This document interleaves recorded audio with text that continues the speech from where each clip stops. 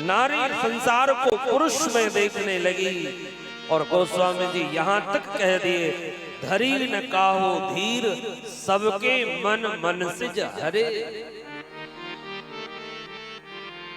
कोई धीरज धारण नहीं कर सका, सब काम के वशीभूत हो। इस सोठे की प्रथम लाइन लिखने के बाद गोस्वामी जी ने कलम रख दी। गोस्वामी जी ने कहा, मैंने लिख तो दिया कि धरी न काहो धीर सबके मन मन सिज हरे। तो क्या उस समय ऐसा कोई जितेंद्री महापुरुष नहीं था जो काम को जीत सके?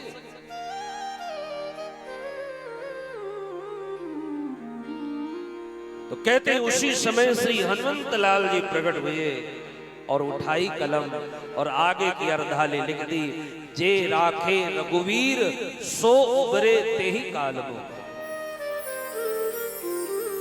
काम से कौन बच पाया? बोले जिसको राम जी ने बचाया। और बात भी सत्य है, काम से वही बच सकता है जिसको राम जी बचाए। काम से वही बच सकता है जिसकी राम जी के चरणों में शरणागति होगी। काम से वही बच सकता है जिसका भजन परिपक्व होगा। वरना काम से बचना बड़ा कठिन है महाराज।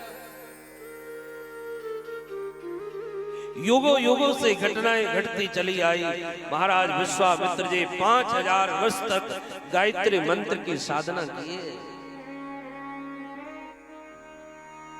लेकिन जैसे मेनका के पैर की पायल बजी, पीछे पीछे भागते नजर आए।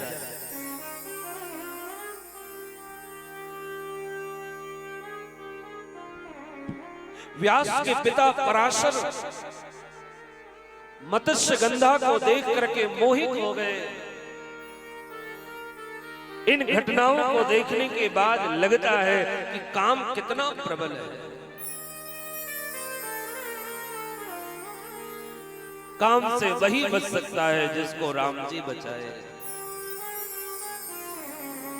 एक बार विवेकानंद जी महाराज अमेरिका गए, सत्य घटना है। वहां विवेकानंद जी ने अपना प्रवचन दिया,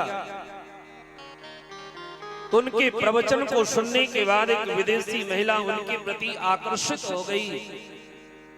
जब स्वामी जी प्रवचन करके जाने लगे तो वो आई, आकर के चरणों में प्रणाम किया और कहा, महाराज मैं आपसे कुछ कहना चाहती हूं। विवेकानंद जी ने कहा, कहो देवी क्या कहना चाहती हो? उसने कहा, मैं आपके जैसा बेटा प्राप्त करना चाहती हूं। उसके कहने का तात्पर्य था कि आप मुझसे विवाह कर लो, तो आपके संसर्ग से मेरे यहाँ जो बेटा होगा वो आपकी तरह सुंदर होगा, आपकी तरह संस्कारी होगा, आपकी तरह विद्वान होगा। तो विवेकानंद जी नाराज नहीं हुए। विवेकानंद जी ने कहा, देवी तुम मेरे जैसा बेटा चाहती हो? उसने कहा, हाँ मैं आपके जैसा बेटा चाहती हूँ। बोले मेरी तरह विद्वान हो, मेरी तरह वो सुंदर हो? बोले हाँ आपकी तरह सुंदर हो, आपकी तरह विद्वान हो, आपकी तरह संस्कारी हो। तो विवेकानंद ने उस देवी के सामने हाथ जोड़ करके कहा, तो देवी आज से मैं आपका बेटा और आप मेरी माँ हो। इसे कहते जे राखे रघुवीर सो उबरे तेहि काल में। काम से वही बच सकता है जिसको राम जी बचाए। सारा संसार का